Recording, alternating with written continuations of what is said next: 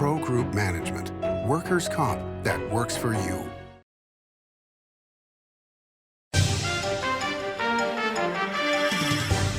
Welcome to Nevada Newsmakers. I'm Paul Enos, filling in for Sam Shad. Today, we are going to be talking good government and transparency with our state controller, Andy Matthews.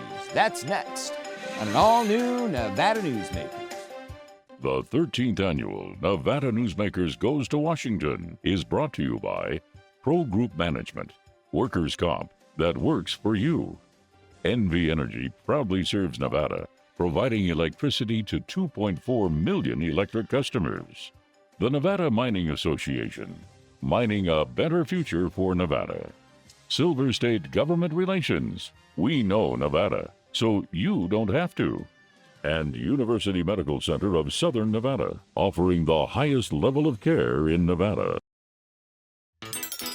Meet Nevada Health Link, Nevada's official health insurance marketplace. Your link to savings, selection, free assistance, and name brand health insurance, where 90% of enrollees lower the cost of their monthly premium. Everyone deserves access to quality health coverage, no matter your income or family size. Visit NevadaHealthLink.com. A few minutes could save you hundreds of dollars per month. Nevada Health Link. Our plans are made for your plans. No tricks, just treats at the Carson Valley Inn during the $100,000 Monster Pirate Treasure giveaways. Thousands in cash and free play giveaways every week. A monstrous $25,000 in guaranteed grand prize giveaways. Don't ghost these giveaways. Halloween awaits at the Carson Valley Inn. The trucking industry is the most resilient link in the supply chain, moving 95% of our freight in the Silver State. And while essential, the road isn't always smooth. Supply chain disruptions, rising fuel costs, and unrealistic rules and laws that hamper our ability to serve our customers and country. Our prosperity and every sector of the economy, manufacturing, mining, medicine, and food from farm to table, is tied to trucks. There's nothing without trucking. Save money and take transit. Did you know you can ride the bus all day for less than what it would cost you for a gallon of gas? Plan your trip now by going to rtcwashoe.com. This is Nevada Newsmakers with host Sam Shad, a no-holds-barred political forum. Now, from the Nevada Newsmakers broadcast headquarters, here is Sam Shad. Welcome back to Nevada Newsmakers. I am Paul Enos, and very fortunate today to have our state controller, Andy Matthews, on here. So, Andy, people, they've heard of a controller, but they don't know what you do. So what does a controller do? Yeah, well, first of all, thanks for having me on. It really is good to be here. Yeah, it's funny, when I was campaigning for this office back in 2022, without question, what I was asked more than anything else was, what in the world is the Nevada State Controller? What does the job do? Admittedly, it's a little bit more low profile of some of the statewide offices. But basically, I serve as the chief fiscal officer for the state. A lot of what we do is administrative. We administer the state's accounting system. We process transactions on the state's behalf. We're involved in some other things, vendor services, so companies that want to do business with the state. We're responsible for maintaining that database. We're involved in debt collection, and we're also responsible for issuing a number of annual financial reports that the state needs to put out. What I've done increasingly during my term that I think has been a little bit unique and brought something new to the role has really been a commitment to transparency and accountability in government, which we can elaborate on a little bit more. But like I said, a lot of it's administrative, but very important. It's one of those offices that needs to be functioning efficiently, effectively, to really keep the day-to-day processes of government on the rails. And I've been doing the job for almost 3 years now, and it's been a real honor. So it's like the back office of the state, making sure the bills get paid, making sure, you got money coming in, right? That's a good way to put it. Yeah, it's one of those offices where, in a lot of ways, if things are going well and things are going smoothly, you may not hear a lot about what the controller's office is doing, because a lot of it is behind the scenes. But I think, during my term, I think we have been able to accomplish a few things that have sort of raised the profile of the office in a good way. But I think your point is very apt. It's an office that you don't always see what's going on. It doesn't always touch your day-to-day life in a way that you can imagine. But if we weren't doing what we're supposed to do and doing it well, there would be a lot of downstream problems that would result from that. Sure. So you were elected in 2022. So first you were elected to the Assembly in 2020, which kind of a crazy time to get elected. That's the only legislative session. Next year is going to be my 30 years. Only legislative session I didn't step in the building. So, I wondered why it was so quiet. I wasn't going to get the shot. So yeah, I stayed away then. What did the office look like when you got to it in January 23? Yeah, so it's a great question. First, I'll say at the outset that the first thing that made a real impression on me was the level of talent within the controller's office. We're an office that fluctuates between 40 and 50 people in terms of personnel, but across the board, incredibly smart, incredibly talented, skilled, dedicated people. We've had a little bit of turnover during my time there, but really impressed with the caliber of talent in the controller's office. One of the real challenges we found, and to some extent I knew this was going to be the case, but I think it wasn't until I got into the job and started doing it that I was able to really see and appreciate the depth of the problem, the depth of the challenge. Had to do with the state's financial reporting, which I sort of touched on a moment ago. In particular, we are responsible for issuing every year a report that's called the ACFR is the short term for it, but it's basically the annual comprehensive financial report for the state. Kind of a comprehensive overview of where the state stands in terms of its fiscal picture. And that's something that needs to be, like I said, issued on an annual basis. What we saw in the years leading up to my term was increasingly late issuance of that report. A lot of this was kicked off by COVID, sure, where the state's situation became a mess in a lot of ways, and I think the controller's office reporting was very much a casualty of that. But there were a number of other things I think that contributed. So who uses that report? How is that report that you guys do use? Sure, a lot of national. Well, I could go down the list, but a lot of people in the press will look at this just to kind of find out what's going on with the state. Ultimately, it's something we owe to the citizens. But then you'll have like bond rating agencies, entities not just in the state but nationally that are interested in what's going on with Nevada's fiscal picture. The federal government is another entity that certainly has an interest in knowing what we're doing here in our state. So not issuing that report in a timely way, you can see where that would obviously be. Impacts your bond rating, which makes it more expensive to borrow money. Yeah, conceivably that could be a downstream negative consequence of continued late issuance. And so what we really found, and I started talking about this in the 2023 legislative session when we did our first budget hearing for the controller's office. I wanted to make sure that we got on the record that this was a problem. It was a growing problem, one where the momentum was all heading in the wrong direction, but something we had to take very seriously. And what we saw was, the 3 years leading up to the beginning of my tenure, you had that increasingly late issuance of that annual report. And like I said, there were a number of contributing factors. COVID kicked a lot of it off.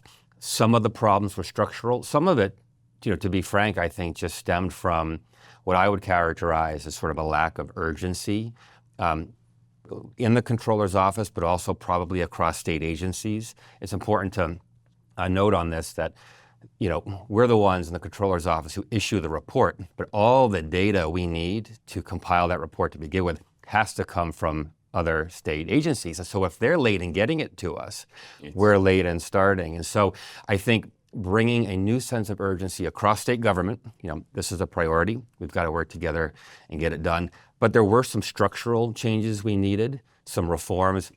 And fortunately, we were able to push a lot of that through during this year's 2025 legislative session to get those reforms that we needed in the controller's office to be able to get this report back on track, back to a more timely cadence. And the last thing I'll say about that, it was a great example of leaders coming together across party lines, because you're familiar with the budget process. We can put our budget forward, but you need the legislature to pass it, you need the governor to sign it. I happen to be a Republican. Our governor's a Republican. We have a very heavily Democratic legislature. So we had to spend a lot of time, I did, and others in my office, sitting down with leaders of both parties, making the case for why this was a problem that needed to be addressed, spelling out what it was we needed to address it. And then ultimately we needed them to agree. And I think it's to the credit of both our legislative leadership and the governor that they recognized the significance of this and decided to do something about it. And as I like to say often, I think we're really in the process of writing a great bipartisan success story here in our state, where leaders of both parties were able to come together and deliver for Nevadans. And I look forward to continuing to write the next chapters of that story coming up. All right, we're talking good government with our state controller, Andy Matthews, and we're going to be right back on Nevada Newsmakers.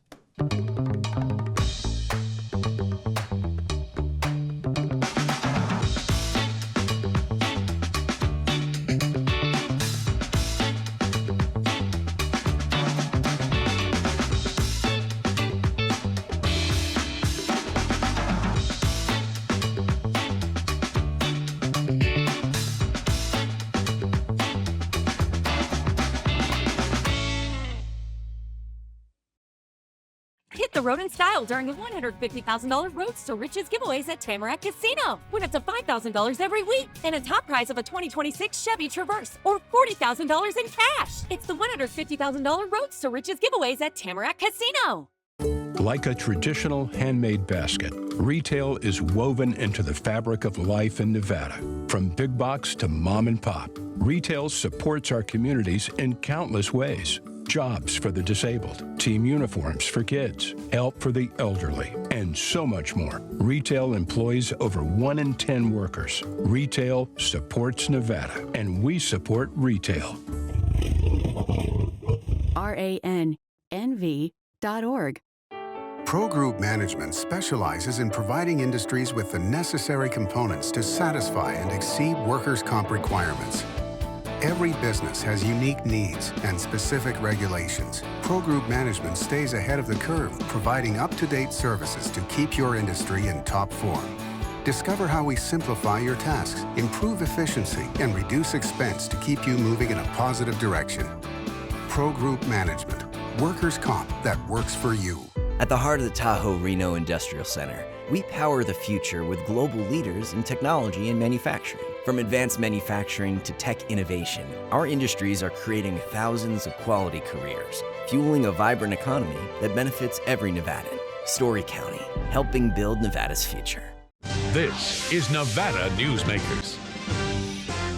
Welcome back to Nevada Newsmakers. I'm Paul Enos, and we're continuing our conversation with our state controller, Andy Matthews. So you're the CFO, but we also have a treasurer. So kind of explain that interaction between the two offices. Yeah, and Treasurer Conine and I, as you would imagine, we work very, very closely on a number of things. We sit on some boards together. But the short version, the short explanation is, we're both involved with handling the state's money. And I guess the simplest way to explain it would be they take it in and, we send it out. And the Treasurer's office is involved with a lot on the investment side as well. And then each office has a number of different programs that it administers, as I mentioned, before. Now, there has been talk before. I mean, I remember 1997, Dean Rhodes, who I interned for, he had a bill to get rid of the controller's office. We don't need that office anymore. Bill Raggio would always kill that bill.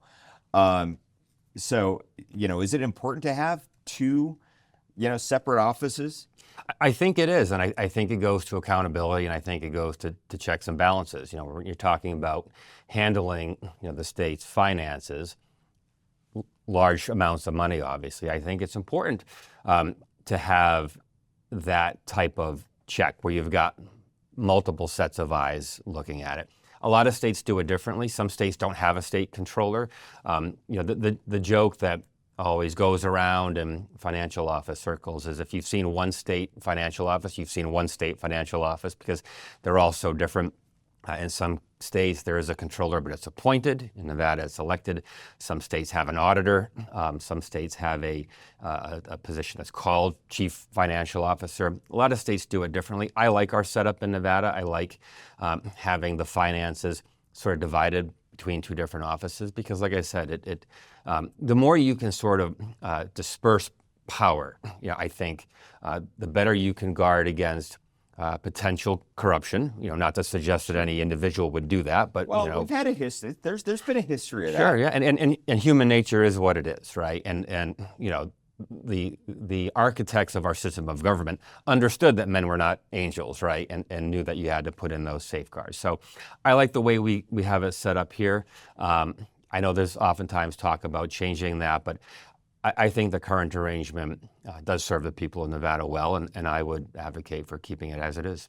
So, Andy, in your previous role, when I first met you, you were the head of the Nevada Policy Research Institute, and I'm now on the board. Great organization. One of the things they're most famous for is Transparent Nevada, where you can go and see, hey, exactly, how much money folks are getting paid, and see what the nut is. So talk about what you're trying to do to increase transparency now in the state controller's office. Yeah, and as you mentioned, great organization, Nevada Policy, and I had the honor of serving as president there for 4 years. It was while I was working there, it might have been before I was president, the organization put up a website, Transparent Nevada, with all kinds of information on government spending, which was great, great public service. But it was very laborious to get that information. You had to file public records requests. A lot of times, the recipients of those requests, were less than eager to reply and provide the data. There were times when we had to actually take government entities to court, to get that information. I always thought, this is great that the state is, or that NPRI is doing this. But the state has this information already. Why doesn't the state just put it out there and be more transparent in a proactive way? You mentioned that I served in the Assembly. I ran a couple bills that would have increased transparency. We were in the minority, didn't get the traction I would have liked.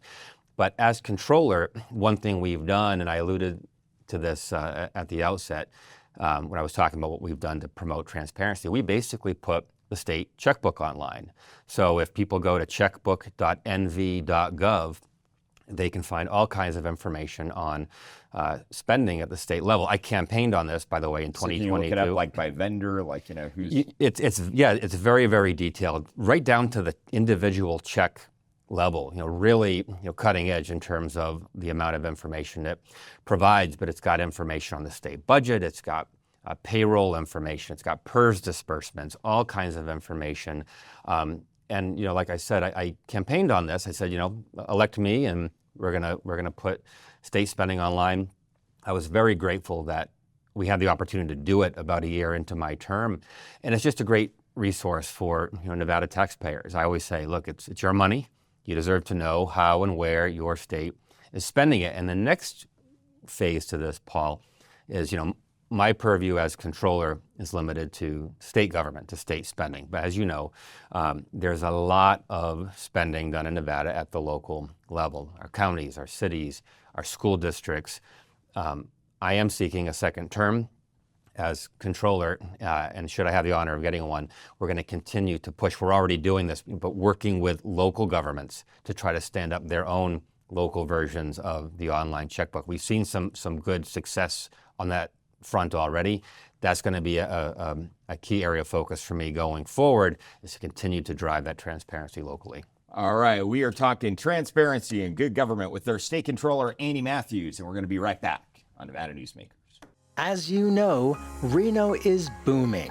Toll's development company is helping it grow with insightful design and development, building community with every project, adding beauty, adding excitement, emphasizing our shared humanity. Reno is becoming bigger. Toll's development is helping it become better, more livable, more enjoyable. To learn more, go to tollsdevelopment.com. tollsdevelopment.com. You're in trouble with the law. It's easy to think you'll lose everything, but there is hope. I'm attorney Warren Johnson. Your first step is to hire a serious attorney with the experience to successfully navigate the legal system for you.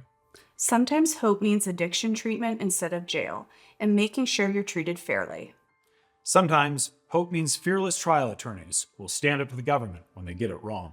Call or text Orrin Johnson Law. We'll make a plan. You'll take back your life. The Nevada Builders Alliance has been protecting the interests of the construction industry for over 50 years. Our programs save members thousands of dollars every year and allow them to provide much-needed benefits to their employees. Our industry also allows Nevada to grow. If you're thinking about a career in the construction industry, reach out. And if you haven't thought of a career in construction, what are you waiting for? We are the Nevada Builders Alliance. Welcome to the Ahern Boutique Hotel, where luxury and warmth come together in the heart of Las Vegas. We take pride in offering a one-of-a-kind experience for both locals and tourists. Join us for handcrafted cocktails and an unforgettable experience. Joel's Chop House, the perfect place to savor views of the Las Vegas Strip. Satisfy your cravings at the Ahern Chocolate Shop. No smoking, no resort fees, and the parking is always free. The Ahern Luxury Boutique Hotel is your home away from home. This is Nevada Newsmakers. Welcome back to Nevada Newsmakers. I'm Paul Enos. We are talking with our state controller, Andy Matthews. We're just talking about the local government checkbook, putting, all of the spending for local governments online, like you've done in the state controller's office with all the state revenue. How receptive have the local governments been in terms of wanting to do that? Yeah, it's been interesting. I'll tell you a quick story that I love. The day we launched the state's open checkbook, we put it online, I got a phone call from Commissioner Clara Andriola, Washoe County, who I've known for a number of years. She said, Andy, this is great. I want to do this for Washoe County. So, we put them in touch with the folks who worked to do this on our end. And within a few months, Washoe County had stood up its own local online checkbook, which is great. There are a number of local government entities that actually were ahead of the state on this. Carson City, for example, put their checkbook online a couple of years before we did. City of Las Vegas is another one. There may be a few others here and there. Then I've had some conversations with some local government leaders where there's been a little bit of skepticism. Not necessarily in terms of, we don't want to put the information out there. We're not in support of transparency. That's not the response I'm getting. But for a lot of our smaller entities, there can be a cost associated with, creating a new website and all that. So I think for a lot of these local governments, it's going to be a matter of kind of navigating that piece of it and figuring out the logistics of how they're going to do it. I'm going to continue to work with them. What we're doing is every time a local government goes online, we link to it from the state's website. How many do we have right now? It's probably, there's only a couple that are on there right now. There's a few more that we're in the process of updating. I know you're aware the state had some challenges recently with the ransomware attack, and that has delayed some of what we've been able to do with the website. I won't get too into the weeds on that, but we've got a few on there. We're going to be adding some more. Eventually, the goal is, right now we're happy to be able to shine the light on the local governments that have done it and have made that commitment to transparency. Over time, as more of them get on board, I think what you'll see is the spotlight will start to shift to those who haven't, and people will start to wonder why. And I think rightly so. I mean, if you're a taxpayer, you deserve to know where your money's going. But I also think the benefits, if you can kind of zoom out, I think it just goes to good government, right? If we see our policymakers get together every couple of years and we have these debates over the state budget, right? And some other things. Do we need to spend more money? Do we need to spend less money? Do we need to raise taxes? Are taxes too high? We have these debates all the time. You probably have a good idea of where I stand on those questions, being a fiscal conservative. But if you're a typical citizen, you're probably watching a lot of this and you're probably feeling a little bit in the dark in terms of what's going on. If you don't have access to good quality information on what the state is doing with the money it currently has, you're probably left guessing as to which side of that debate has the better argument. So I think one of the great benefits of putting that information online is so that citizens can go to that site, access the information, and then come to informed opinions on their own when it comes to these questions of the direction of our government. It's kind of like a Doge, for the state of Nevada. I mean, that was one of the things that, I was really happy to see Elon Musk do is, go in there and, all right, let's see where we're spending the money. And, I always suspected some of the groups that, would lobby against us in Carson City, had some kind of benefactor. I had no idea it was me. In terms of our tax dollars, and the bottom line is, we can debate all day long, right? Bigger government or smaller government. We should all be able to get behind the idea of open, transparent, accountable government. It's why I've made this a priority of mine. Really going back more years than I care to admit, but even my time in the private sector, and then since I've been able to serve in public office, continuing to drive that issue of accountability. It's what our citizens deserve. All right, and Andy, perfect ending. That's where we're going to leave it.